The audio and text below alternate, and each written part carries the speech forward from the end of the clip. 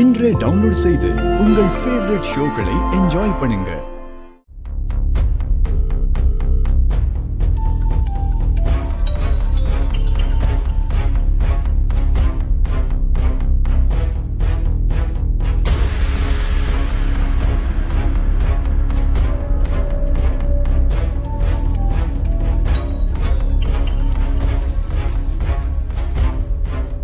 சொல்லுங்க sir.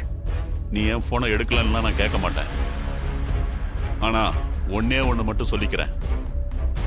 Qualify round முடிஞ்சதுக்கு அப்புறம் மேட்ச் இன்னும் 1 மாசம் தான் இருக்கு. நீ பிராக்டிஸ்க்கு கண்டிப்பா வந்துதான் ஆகணும். அப்படி வரலன்னா பணத்தை பெனால்ட்டியோட கட்டிட்டு உன்னுடைய அக்ரிமெண்ட்டை கேன்சல் பண்ணிட்டு நீ வேற கோச்சை வச்சுக்கோ. பணம் கட்ட முடியாதுல்ல, அப்ப கிளம்பி பிராக்டிஸ்க்கு வாங்க. கார்த்தி காத்துக்கிட்டு இருக்காரு. இல்ல சார், பணம் தான் ரெடி பண்ணிக்கிட்டு இருக்கோம். எப்படியாவது ரெடி பண்ணி உங்க பணத்தை நான் கொடுத்துடுறேன். சீக்கிரம் வாங்க, இல்லனா உங்க மேல ஆக்ஷன் எடுக்க வேண்டியது வரும்.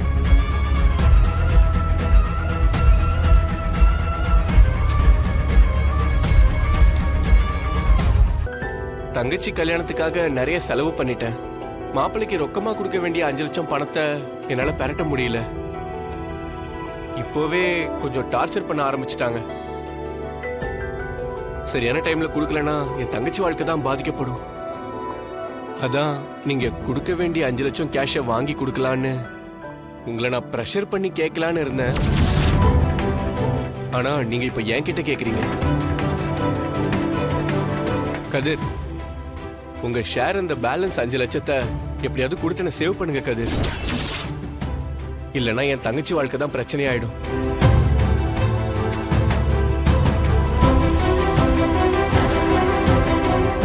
அப்புறம் கதிர், இன்னொரு விஷயமும் நான் உங்ககிட்ட சொல்லணும். சொல்லுங்க சார். அந்த 5 லட்சம் பணத்தை நீங்க இன்னும் 1 வாரத்துக்குள்ள ரெடி பண்ணணும். அது உங்களால ரெடி பண்ண முடியலனா நான் வேற யார்கிட்டயாவது கேஷை வாங்கிட்டு உங்களுக்கு பதில் அவங்கள பார்ட்னரா சேர்த்துக்கவும் வாய்ப்பு இருக்கு. அதை கொஞ்சம் மனசுல வச்சுக்கோங்க கதிர். ஐ எம் சாரி கதிர், எனக்கும் வேற வழி இல்லை.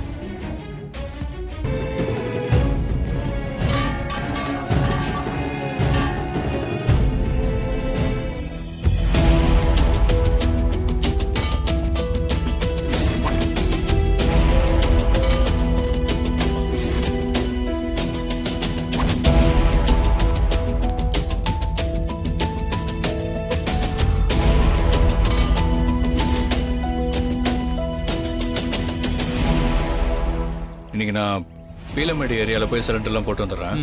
நீங்கள் நம்ம காந்திபுரம் அந்த சைட்லாம் பார்த்து போட்டுருங்க. சரிங்க சார்.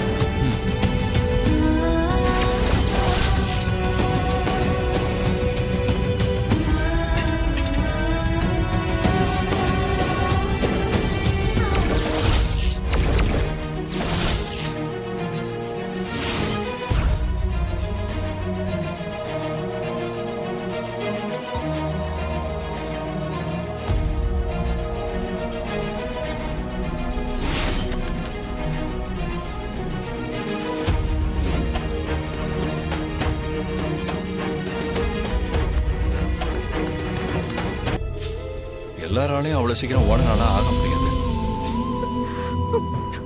கதிர், என்ன பேசிட்டு இருக்க? நீ ஓனர் ஆகணும்னு தானே 5 லட்சம் ரூபாய் பணத்தை கொடுத்த. இப்ப ஓனர் இல்லனா எப்படி அதெல்லாம் என்னால ஏத்துக்க முடியும்? கொடுத்தோம் தானே, ஆனா அது பத்தாதான். என்ன மாதிரி ஆளுக்கெல்லாம் எவ்வளவு கொடுத்தாலும் பத்தாதுதான்.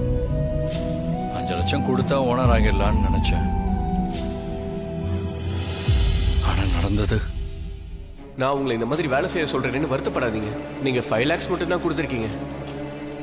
5 lakhsக்காக நீங்க ஒர்க்கிங் பார்ட்னரா ஜாயின் பண்ணிருக்கீங்க. மீதி 5 lakhs கொடுத்தாதான் நீங்க ஈக்குவல் பார்ட்னரா ஆக முடியும். அதுக்கப்புறம் உங்களுக்கு முழு உரிமை இருக்கு. உங்க ஷேர் இந்த பேலன்ஸ் 5 லட்சத்தை எப்படியாவது கொடுத்து சேவ் பண்ணுங்க கதிர். அந்த 5 லட்சம் பணத்தை நீங்க இன்னும் 1 வாரத்துக்குள்ள ரெடி பண்ணணும்.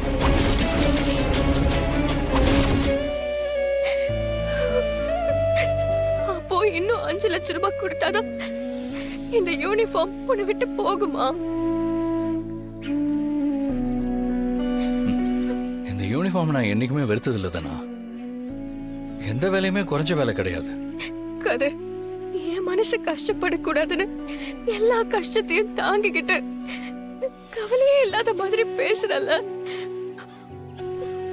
உன்னை ஒரு ஓனர் ஆக்கி பார்க்கணும்னு நினைக்கிறது தப்பா கதிர்? நம்ம மேல எந்த தப்பும் இல்லை தானா.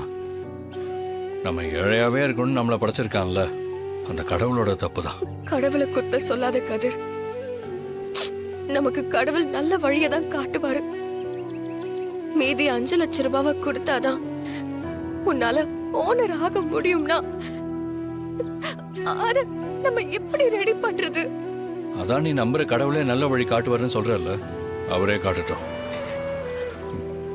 வேலை நடக்கிற இடத்துல இப்படி கண்ணை கசக்கிட்டு நிக்காத. நீ வீட்டுக்கு கிளம்பு.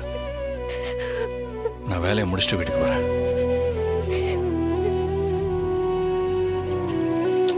போதனா போ.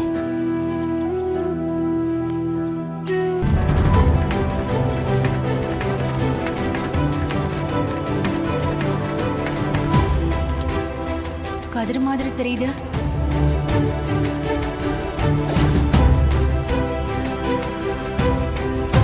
கதிர்தான். அவன் என்ன இன்னும் சிலிண்டர் போட்டுட்டு இருக்கான்?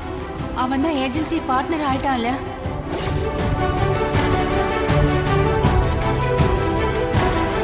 கதிரு, கதிரு,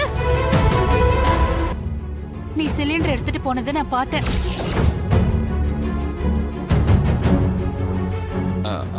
அத அது ஆபீஸ்ல ஆள் கம்மியா இருந்தாங்களா, அதனாலதான்.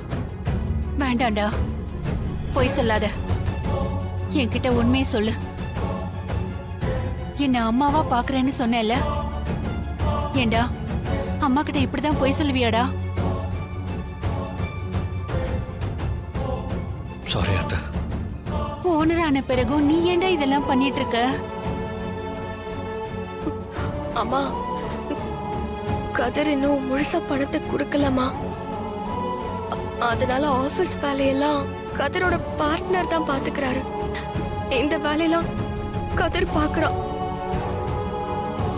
முழுசா பணம் கொடுத்தாதான் கதிருக்கு முழு பொறுப்பு கிடைக்கும். இதையே என்கிட்ட இருந்து மறைச்ச? அம்மா, நானே இதை இன்னைக்கு தாம தெரிஞ்சுக்கிட்டேன்.